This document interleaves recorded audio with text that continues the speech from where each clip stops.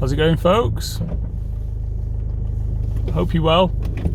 I believe this is called Macclesfield Old Road. Put the Trailwise ID and stuff in the description below. But let's get into it. Quite a nice little climb for starters. I'm on my own. This is impromptu, so I'm going to take any safe line that I see appropriate. Nice wide lane here, it's decent.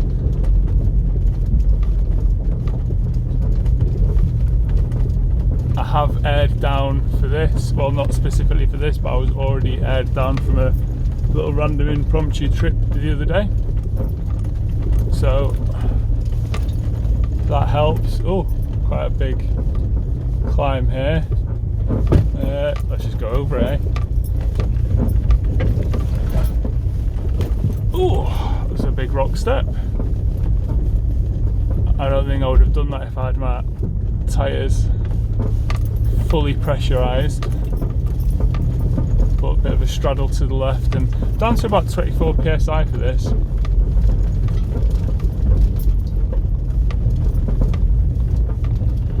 It's quite a long lane, I believe.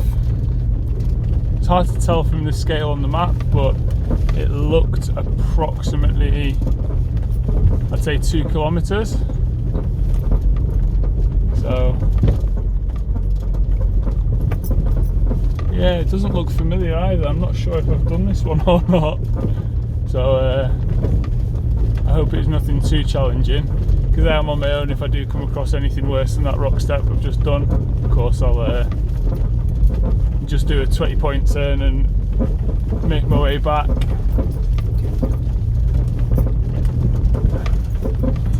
But I do have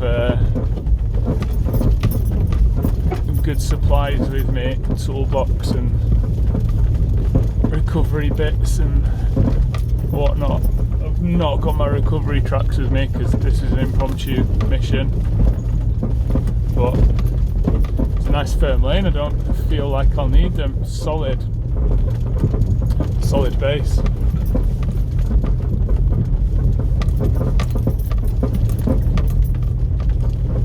So far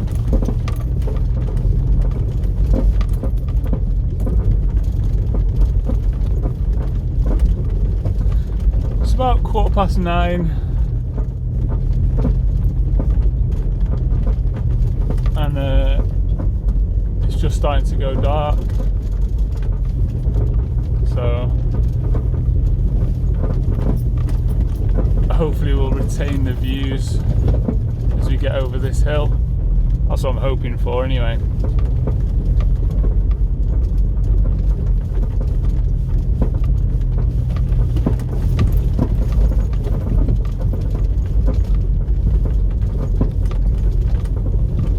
Still got that little creaking from the driver's side the wheel. Now, I did have some work done recently. I had the wishbones changed and the drop links and the bushes, but there's still a strange creaking.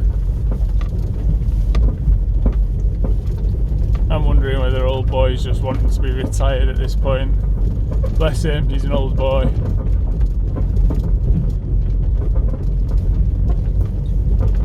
He's not wanted for anything, and every time he needs something, I always spend on the absolute best. But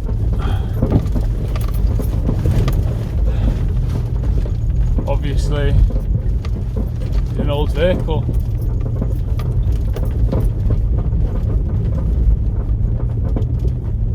Oh, this is interesting, bit of a rock garden. I'm going to try and head around to that.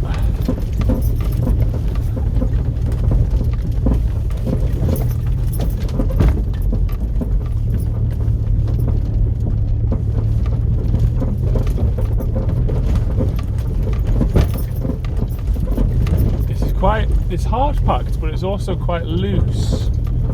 I have a suspicion that keeping up momentum is key here. I'm holding at about 1200 revs. Old boy stalls out about 700-800.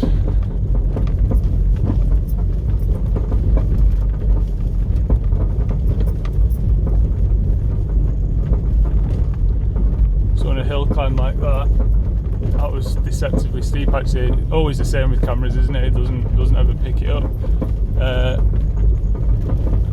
But yeah, with hill climbs like that, I try and stay at sort of 12 to 1500. That's slow enough to touch wood, not damage anything, but enough leeway that, like it happened then, like you sort of bounce over an obstacle, your foot comes off the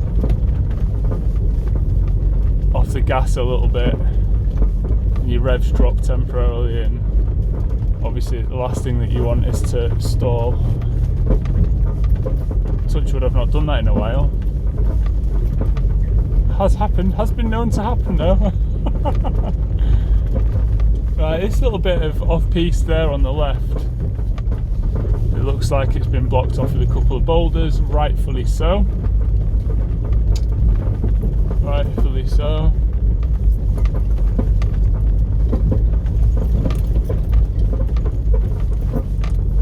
Ah, yeah, here we go.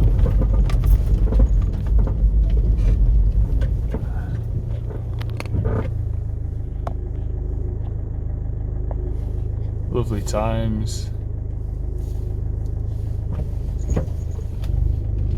Lovely, lovely. Let's put hill descent on here. It just gives me my accelerator and clutch foot a minute break.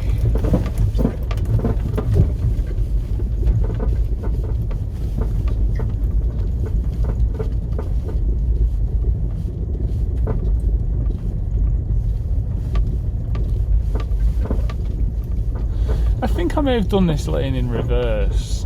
I'm not sure.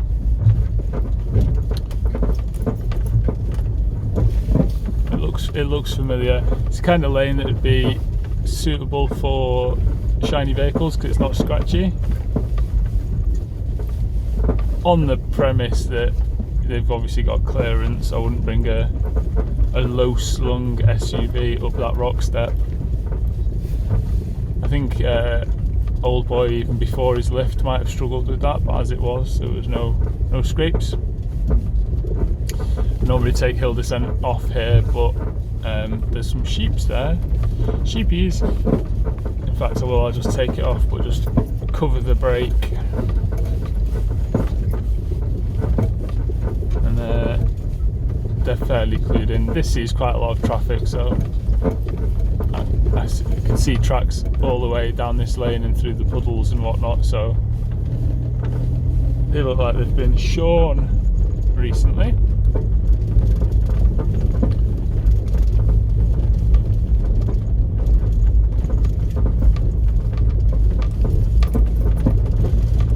So I believe up in front there we should be able to see, I believe, if I've got my bearings right, that's the Cat and Fiddle, I think.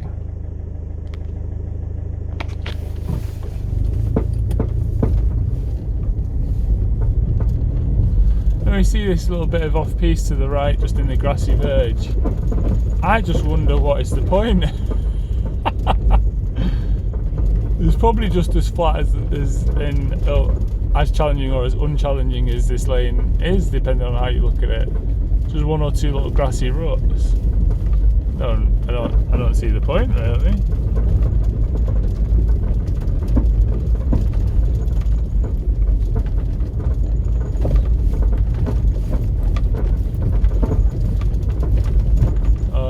Yeah, it gets a little bit more rutted there.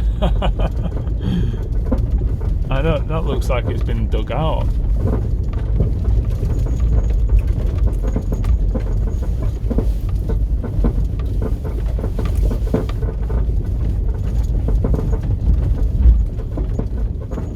Yeah, that creaking from the driver's side is really worrying. I'm sure the mechanic would have pointed out if it was anything strange. I did ask him to give it a look over. He checked the brakes. He he had the wheel off, and obviously when he was doing the wishbone.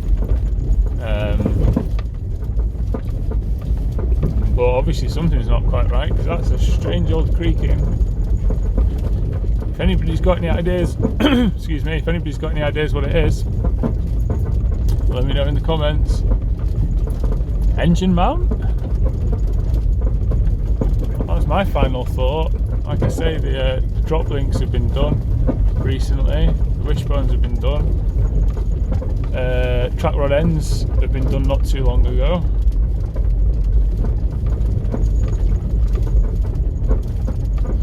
Could have gone again, to be fair. They are fairly disposable. That's one thing that sort of always surprised me by people who buy hippos and then modify them to within an inch of their life, like, you know, big lift kits and stuff, as I've done.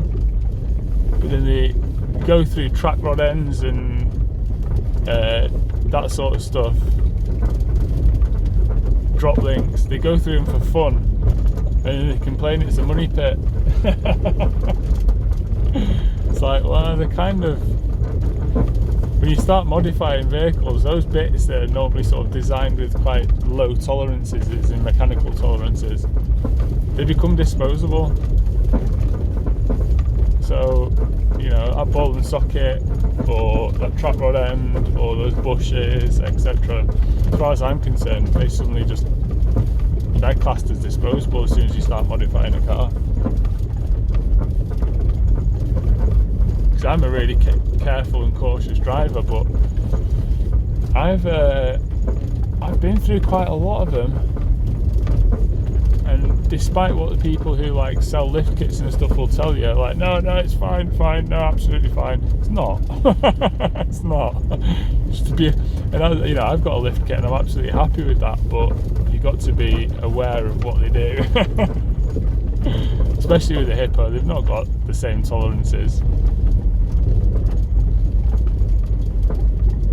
When you see like people like Graham Cahill from 4-Wheel Drive 24/7, and they've got, you know, a brand new D-Max, and they say, right, well, we've had a moderate 2-inch lift, and, you know, etc, and it's never needed for anything, never done a drive shaft, never done, you know, literally nothing but filters, and it's done like some hard laning, and it's done like, you know, 100,000 kilometers of hard laning and all this. Yeah, it's a brand new vehicle. It's a brand new vehicle.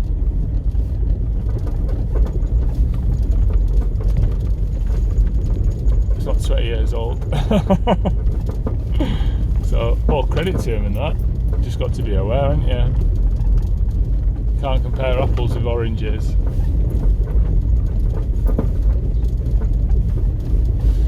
Right, I've been here. This looks familiar now. Like a little car park. I'm sure I had a meet with maybe Freelander Owner Club or Northern Monkeys or someone. I can't quite remember, but I'm sure we've had a meet in that car park.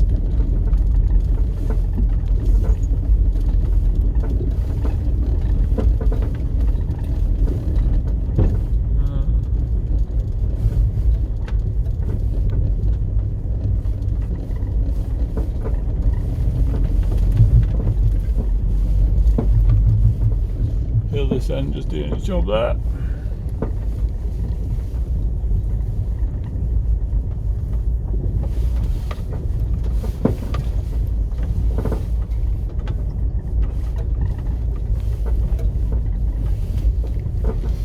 And that, ladies and gents, Macclesfield Old Road.